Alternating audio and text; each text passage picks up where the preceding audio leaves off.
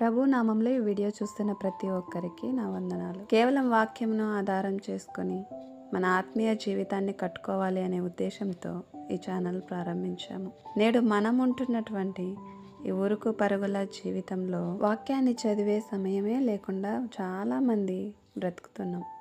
ఇక మొబైల్ ముట్టుకుంటే స్క్రోలింగ్ చేస్తూనే గంటలు గడిచిపోతాయి.